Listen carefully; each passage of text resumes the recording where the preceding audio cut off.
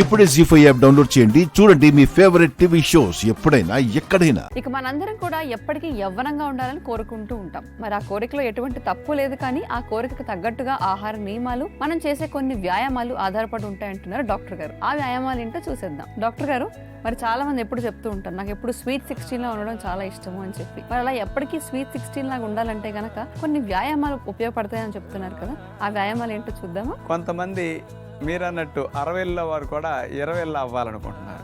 90 ఏళ్ళు 80 ఏళ్ళు వచ్చిన ముసలి కూడా నెత్తికి రంగేయటం కూడా మాంటల్లా. అంటే ఆ వయసులో కూడా తెల్ల జుట్టు చూసుకోవడం ఇష్టపడట్లా, నేను యంగగా అనిపించాలనిపిస్తున్నారు. మరి అలాంటి వారికి జంతువుల్ని అనుకరించటం, అవి ఎట్లా నడిస్తే మనం అట్లా నడవటం చూడబోతున్నాం. యవనంగా ఎక్కువ కాలం పాటు ఉండటానికి ఉపయోగపడే 2 వ్యాయామాలు. ముందుగా ఫ్రాగ్ జంపింగ్. 2 మోకాళ్ళు అట్లా బెండ్ చేసి సీట్ అట్లా పెడతాం, చేతులు ముందు అట్లా పెట్టి ఎగురుతూ కాళ్ళని తీసుకెళ్ళాలి చేతుల దగ్గరికి.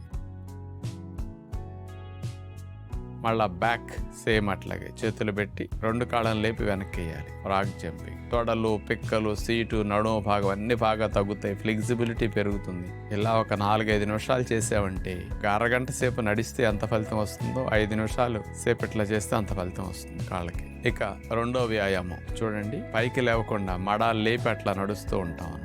ఎక్కువ ఎత్తు లేపకుండా నడిచేసరికి స్ట్రెయిన్ ఎక్కువ ఉంటుంది కాళ్ళల్లో. చూడటానికి తేలిక అనిపిస్తుంది కానీ చాలా కష్టంగా ఉంటుంది ఇట్లా నడవటం. మోకాలు జాయింట్ భాగం, లెగమెంట్స్, టెండన్స్ అన్ని బలపడటానికి బాగా ఉపయోగపడతాయి. కొత్తలో ప్రారంభించినప్పుడు ఎక్కువసేపు చేయకూడదు. 2-3 రోజుల తర్వాత క్రమేపీ పెంచుకుంటూ వెళితే నొప్పులు లేకుండా నడవటానికి అవకాశం.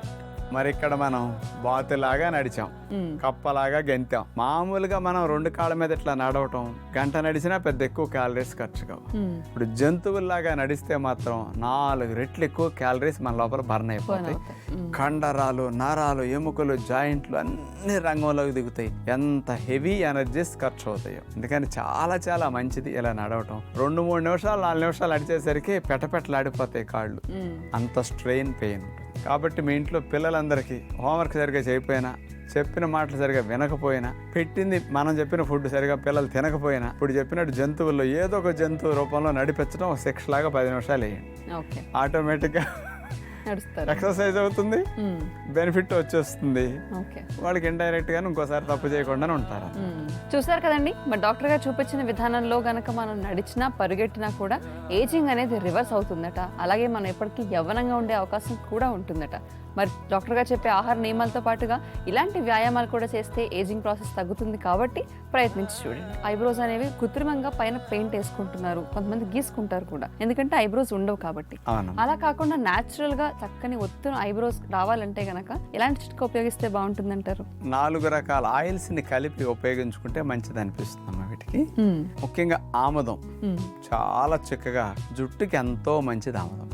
అలాంటి ఆముదానికి ఆవ నూనె కొద్దిగా, దీంతో పాటు కొబ్బరి నూనె కొద్దిగా, అదైనా ఒరిజినల్ గా గానగాడించిన కొబ్బరి నూనె అయితే శ్రేష్టం అండి. దీనితో పాటు విటమిన్ ఈ క్యాప్సూల్, ఈ 4టిని కలిపేసి ఈ ఆయిల్ ని బాటిల్లో పోషించుకుని, చెవులు తుడుచుకునే ఇయర్ బడ్స్ ఉంటాయి కదా, వాటిని నూనెలో ముంచేసి ఆ ఇయర్ బడ్ తో కాస్త ఐబ్రోస్ మీద అట్లా రుద్దుతూ ఆయిల్ అంతా బాగా ఈ వెంట్రుకలకు బాగా అయ్యేటట్టు, ఈ భాగంలో అయ్యేటట్టు కొంచెం కావాలట్లా కూడా మసాజ్ చేసుకుంటే మంచిది అనమాట. అట్లా రోజు ఆయిల్ ని రోజుకి ఒక్కసారి కనుక 10 నిమిషాలు రాసుకుని అట్లా అర్థం చేసుకుంటే ఐబ్రోస్ మళ్ళీ బాగా ఊడిన ప్లేస్ లో మళ్ళీ వస్తాయి, థిక్ గా వస్తాయి. జీ5 యాప్ డౌన్లోడ్ చేసి అన్ని ఎపిసోడ్స్ పూర్తి ఉచితంగా చూడండి.